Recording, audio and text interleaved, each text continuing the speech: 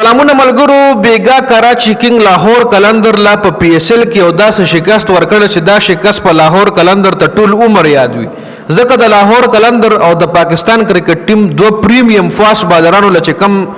مار ملو شوی د کم وانه ولا ملو شوی د عرفان نیازی د بیٹ نه نو زم دی به هم ټول عمر لري 13 اوور کې 3 اوور 48 پاتې دي 13 اوور شاهین افریدی کو چې 21 رن پکې ورکل 14 اوور حارث رؤف کو چې 20 رنونه پکې ورکل یعنی 2 اوورونو کې د پاکستان پریمیم فاست بالرانو شاهین افریدی او حارث رؤف ځان له 41 رن ورکل او لاست اوور له اوور رنونه پرې خل غریب لا چې لاست اوور هم یو پارت ټایم بالر کولو پارت ټایم بالر وکولو جی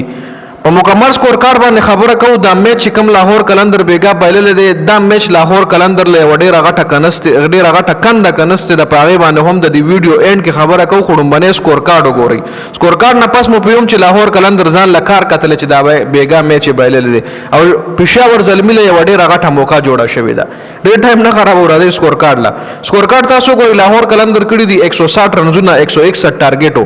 خو بیا کراچي کینګ له ټارګټ ملو شو 168 رنونه ډیر مرګو ټایم مال میسج کوي چې 161 ټارګټ او 168 څنګه کوي 168 دا څه کوي چې کله میچ شروع شنو د 20 اورونو وو خو بیا میچ راکم شو 15 اورونو ته 10 اور 9 اور نه پس میچ راکم شو 15 اورونو ته نو لاهور کلندر لا خو پته نه و چې میچ 15 اور دی پهله خو 20 اور په سور باندې غي لګیو نو دغه ډکلیویس میتھډ ډی ایل اس میتھډ باندې دغه سکور ورن اتر رنونه چې کم دی لاهور کلندر لا په ډی ایل اس کې ملو شو نو ځکه 168 ټارګټ شو کراچي کینګ لا دغه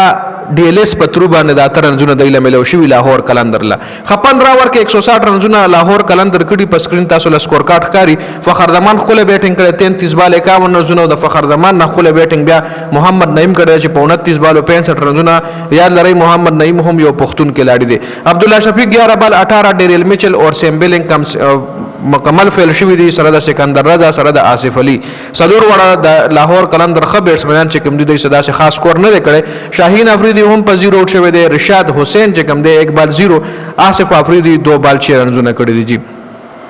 د کراچي کینګ د طرفي میر حمزه 3 اوور 20 سیو وکټ خپل بالنګ کړی دی حسن علي 3 اوور 42 سیو وکټ ایکسپنسیو بالنګ کړی دی عباس افریدی 3 اوور 27 سلور وکټ زبردست بالنګ کړی دی نبی 3 اوور 37 ایکسپنسیو ثابت شوی دی عامر جمال 3 اوور 33 سیو وکټ عامر جمال هم ایکسپنسیو ثابت شوی دی خبالنګ عباس افریدی او میر حمزه کړی دی خبر اور پسې د کراچي کینګ بیټینګ چې شروع شو ډیوډ وارنر او ټیم سایفورد چې کوم دی یو ډیر زبردست سٹارټ چې کوم دی کراچي کینګ لور کو 2 اوور 25 دی کړی وو 13 بال 24 ډیوډ وارنر کړی دی او 10 بال 24 ټیم سایفورد کړی دی جیمز وینز 12 بال 13 سادبیک چې کوم دی نوجوان کھلاڑی دی زبردست بیټینګ کړو 15 بال 25 رنونه عرفان خان 21 بال 48 نټ آوټ پاتې شوی دی عرفان خان نیازی حد بیټینګ کړی دی